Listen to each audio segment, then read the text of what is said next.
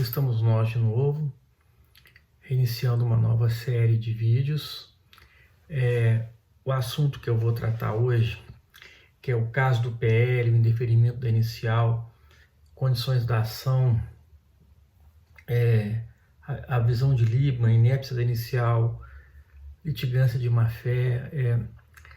Pode parecer que está um pouco ultrapassado, realmente eu não pude falar antes, por problemas que me acometeram, alguns pequenos problemas de saúde, outros problemas mais sérios, como uma perda de um ente querido na família. Mas eu creio que, pela lição que ele encerra, pela importância que se pode configurar não só na esfera do direito eleitoral, do direito constitucional e do direito processual civil, eu acho que ainda vale a pena comentar e esclarecer algumas coisas. Só para relembrar aqui, recentemente o PL ele ingressou com uma ação, na verdade ingressou com uma ação no TSE, pretendendo anular, ou invalidar os votos de determinadas urnas no segundo turno da eleição. Eles queriam invalidar justamente aqueles votos que foram oferidos em urnas e que deram vantagem ao presidente eleito, Luiz Inácio Lula da Silva. Bom, eles queriam essa anulação apenas para a eleição presidencial. Ingressaram com a ação. O relator da ação, para quem foi distribuído, o ministro Alexandre de Moraes, também presidente do TSE, ele então deu a eles 72 horas, se não me engano, para completar a inicial, para corrigir a inicial, para incluir aquelas outras urnas, inclusive do primeiro turno.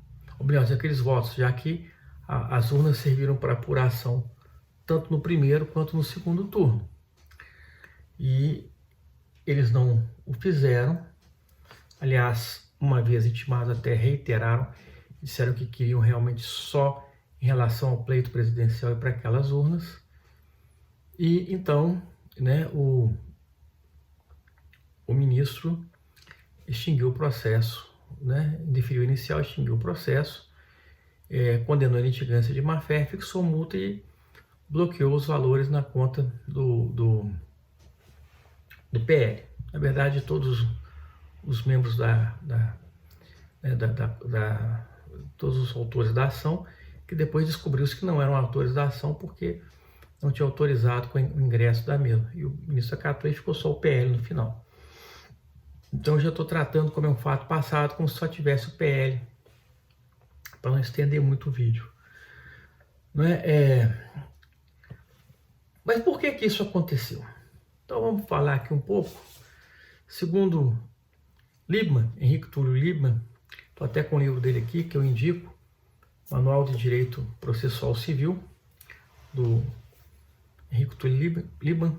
Ele é um professor italiano, foi, um jurista italiano que, fugindo do fascismo, veio parar no Brasil, até passou aqui por Minas Gerais, onde eu moro, não teve muita acolhida aqui, foi para São Paulo, lá ele foi bem recebido, e ele praticamente desenvolveu a Escola Processualista de São Paulo, que originou e baseou-se todo o código do CPC de 1973, e mesmo agora em 2015 é uma forte influência da Escola de São Paulo, que acho que hoje tem como seu expoente hoje o professor Cândido Rangel de Damarco. Mas o Liebman, então, ele dizia o seguinte: olha, são 3 as condições da ação, inicialmente. Legitimidade das partes, interesse processual e possibilidade jurídica do pedido. Está aqui no livro dele, tá? Inventando nada não. Depois, com o fim da Segunda Guerra, ele retornou à Itália e ao retornar à Itália, ele disse, olha, as condições da ação são apenas duas, legitimidade e interesse processual, está explicado nas últimas edições do livro dele. E muita gente no Brasil agora, com o código de 2015, fizeram alteração e se reduziu então a essas duas condições e entenderam então que a possibilidade jurídica seria questão de mérito. Estou entendendo isso e entendendo errado. Vou explicar por quê. Esse aqui é um vídeo mais técnico, como vocês estão percebendo, mas depois vai ficar mais claro, eu vou tentar esclarecer. E a importância disso, é preciso que às vezes algumas coisas, mesmo alguns conceitos jurídicos, que mesmo aquelas pessoas que não fazem parte do direito tenham pelo menos uma noção para entender o que acontece no âmbito do judiciário. Então, eles entenderam que então, isso é questão de mérito, não é mais questão de condições da ação. O que é a condição da ação? São aquelas condições que tem que vir na inicial, senão o processo é extinto de cara. Olha, não tem condição disso aqui. Então, o que é? Legitimidade. A legitimidade da parte está ligada à titularidade do direito, né? Quer dizer, o direito que foi ofendido pelo réu, ou que supostamente foi ofendido pelo réu, a titularidade é do autor que propõe a ação. Então ele é parte legítima para propor a ação, porque é titular de um direito que foi violado, né? Violado por quem? Pelo réu. O réu tem legitimidade para estar no polo passivo, porque foi ele que violou, não outra pessoa, foi ele que violou, né? Se não houve uma violação direta, ele pelo menos o responsável por força de lei ou outros meios por aquela violação, tá certo? Né? Vou traduzir para vocês uma linguagem mais corriqueira para aqueles que não são do direito. Quem é do direito acho que já sabe o que eu estou falando, mas traduzindo em linguagem corriqueira é aquele famoso o que eu tenho com isso? O que eles têm com isso? Se a resposta é eles não têm nada com isso, então eles não são parte legítima. Ou esse cara que está entrando com essa ação não tem nada com isso. Dá um exemplo assim, mais claro. Vamos dizer o seguinte, o sujeito tem um carro, um automóvel. Eu podia falar bicicleta, mas eu vou falar do automóvel. Aí ele tem um carro. Aí o sujeito vem e bate no carro dele. Ok? Bate no carro dele. Quer dizer, provoca uma colisão, bate no carro dele. O direito é o direito de propriedade, que foi violado, seu patrimônio foi violado por essa colisão causando dano a ele. Então, ele é parte legítima porque ele é o dono do carro, que foi objeto de dano. E o réu é parte legítima porque foi ele que causou a colisão, causou por imprudência. Tá certo? Então, eles são partes legítimas. Existe interesse processual? Sim. Existe interesse processual. Por quê? Porque o autor né, tem interesse, o Estado tem interesse de atender, um interesse no sentido técnico, né, de atender um pleito, de analisar e julgar se uma pessoa que tem seu patrimônio danificado tem o direito à reparação ou não, no caso concreto. Não é? Então, há um interesse, né? A possibilidade jurídica, que eles entendem que ficou relativa ao mérito, não é relativa ao mérito. Ela se tornou, na verdade, para Liebman, uma subespécie do gênero interesse processual. Por quê? Por que Liebman dizia que três eram as condições da ação? Quando Liebman estava na Itália, quando ele saiu da Itália, o divórcio era proibido na Itália. Então, o que você diz? Olha, eles são partes legítimas porque são casados. Tem interesse processual porque querem por fim ao matrimônio. Mas não é possível juridicamente porque o divórcio é proibido. Então, a terceira condição. Só quando ele voltou, não existia mais. Já lá o divórcio já era permitido. Então, ele reduziu a duas. Aí ele falou assim, não, então eu já vi que a possibilidade jurídica não é independente, ela depende. Ela depende do interesse. Ela é uma subespécie do interesse. Entende? Então, assim, por exemplo, a possibilidade jurídica, vamos analisar um caso concreto. Fulano no caso, entra com a ação, o partido, para anular uma eleição que ele, no entendimento dele, as urnas estavam adulteradas. Mas ele não quer anular todos os votos, ele só quer anular aqueles que interessam a ele. Isso não é possível juridicamente. E não há interesse processual, quer dizer, não há interesse do Estado, né? Embora ele tenha um interesse, mas é um interesse escuso, porque o interesse processual é um interesse legítimo, não há possibilidade jurídica de se anular parte de um pleito, só a parte que interessa uma pessoa. Mas nós estamos falando de interesse público, né? É um interesse público aí. Então, né, não é uma questão atinente só a eles. Então, vejam bem, falta interesse processo, eles têm legitimidade? Tem, por quê? Porque são partidos que concorreu ao pleito e o resultado pode ser desfavorável. E se em tese essas urnas tivessem sido adulteradas, não sabemos que não tem nada disso, nem possibilidade de ter isso, mas se em tese tivesse sido adulterado, esse partido poderia ter comprometido, né, a sua representação tanto nas casas legislativas como no executivo. Mas, com o interesse processual, se anular parte de uma eleição, quer dizer, se as urnas estão adulteradas, tem que anular toda a eleição e fazer outra eleição. Não é anular essa aqui e falar que fulano. Ou seja, o pedido não é juridicamente possível. Compreende? Então ele está está contido no interesse processual. Nós não podemos entender como questão de mérito, porque ela não pode ser postergada, essa análise não pode ser postergada lá para trás, como muitos têm entendido, né?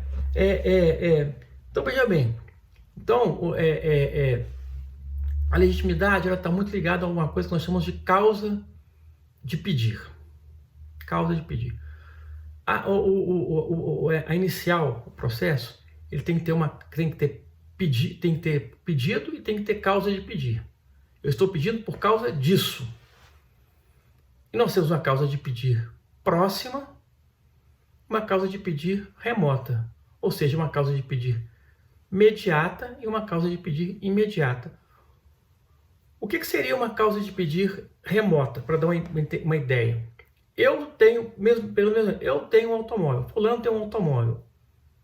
Quer dizer, isso é a causa de pedir remota, ou seja, ele tem os direitos inerentes à propriedade relativa àquele veículo. Qual que é a causa de pedir próxima? Aquele veículo foi abalroado imprudentemente pelo réu.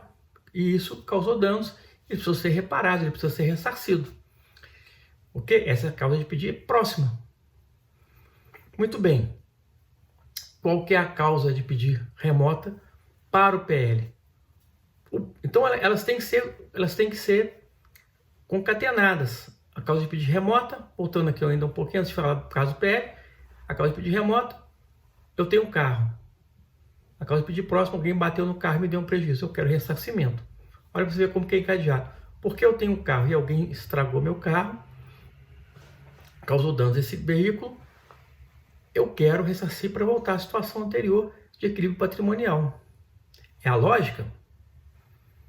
Tem que ter, da narrativa tem que vir uma conclusão lógica na petição.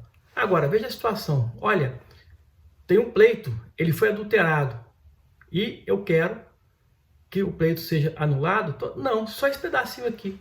O resto, mesmo sendo adulterado, mesmo sendo falso, eu quero que continue porque me favorece. Não há uma conclusão lógica. A narrativa não chega a ser uma conclusão lógica.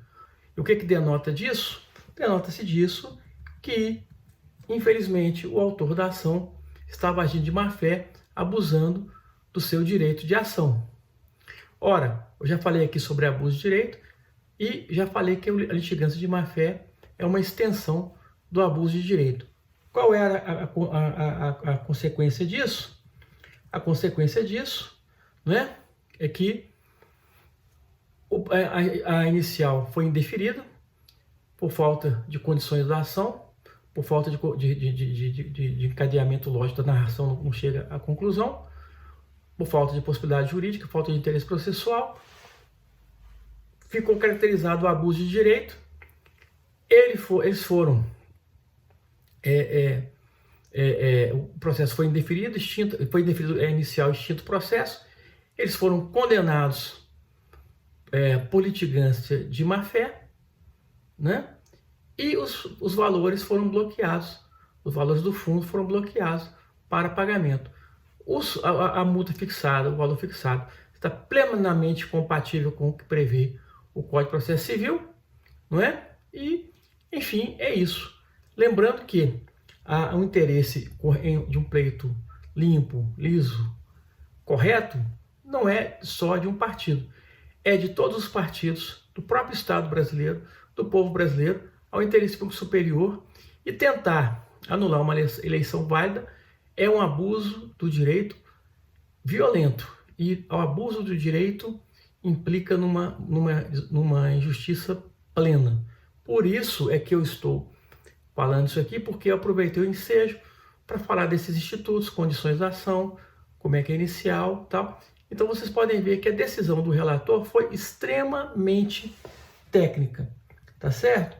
E eles não tiveram interesse de corrigir a inicial e por isso a coisa acabou do jeito que acabou, não é? Eu quero então dizer ao final que foi uma decisão técnica, escorreita e que merece um estudo aprofundado dos alunos, não só de direito eleitoral, mas sobretudo direito constitucional e processual. Indico aqui, como já indiquei, a obra do Manual de Direito Processual Civil do Lippmann. Aproveito o ensejo para reforçar aqui a leitura de A República Brasileira, de Deodora Bolsonaro, do professor Paulo Giraldelli. Aliás, eu acho que quem acompanha meu canal parece que acompanha o dele também, mas quem não acompanha devia acompanhar, sugiro, é bom estudar. Eu indico o Semicapitalismo, mas ele não está aqui agora, está lá dentro, que eu estava lendo de novo agora, então esqueci de trazer para cá, mas eu fosse vocês, eu o Semicapitalismo também. E, inclusive aquele do Aristóteles, aqui do Sócrates, 10 lições do Sócrates. Agora, mudando um pouco aqui, eu tenho um vídeo sobre a PAC, sobre o sistema prisional, rapidamente falando. Sugiro, também indico o livro de Valdeci Ferreira, A PAC, A Revolução do Sistema Penitenciário, e A PAC, A Face Humana da Prisão, de Durval Ângelo Andrade, que sempre trabalhou com direitos humanos, é conselheiro do Tribunal de Contas, deputado muito tempo aqui em Minas Gerais, uma pessoa extremamente engajada.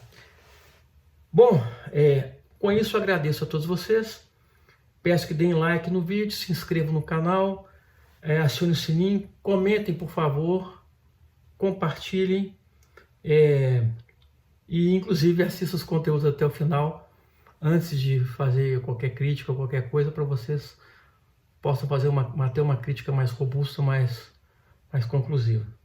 Até a próxima e muito obrigado.